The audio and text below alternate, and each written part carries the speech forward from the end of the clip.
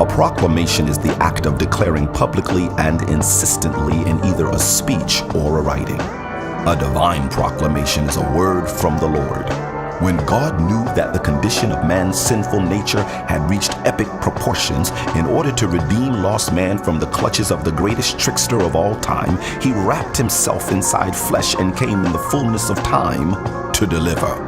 Before he arrived, the angel proclaimed to Joseph that Mary would have a son and she should call him Jesus because he would save his people from their sins.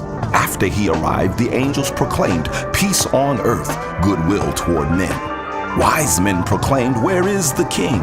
Herod proclaimed a massacre.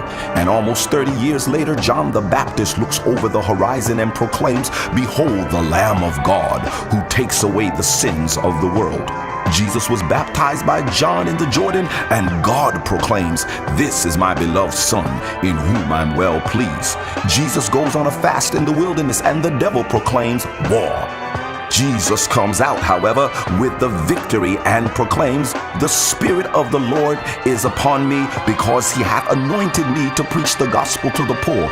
He hath sent me to heal the brokenhearted, to preach deliverance to the captives, and recovering of sight to the blind, to set at liberty them that are bruised, and to preach the acceptable year of the Lord." You see, divine proclamations usher in new seasons. The disciples were in the boat and there was a storm, but Jesus proclaims, "Peace, be still," and he ushered in a season of calm. There was a blind man and Jesus proclaims to him, "Go wash," and he ushered in a season of vision. Lazarus was dead and Jesus proclaims to him, "Come forth," and he ushered in a season of resurrection power.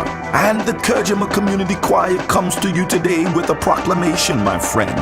This same Jesus is still Lord of all. He came to earth for you. He died for you. He rose for you. He released his Spirit for you. And he's coming again for you.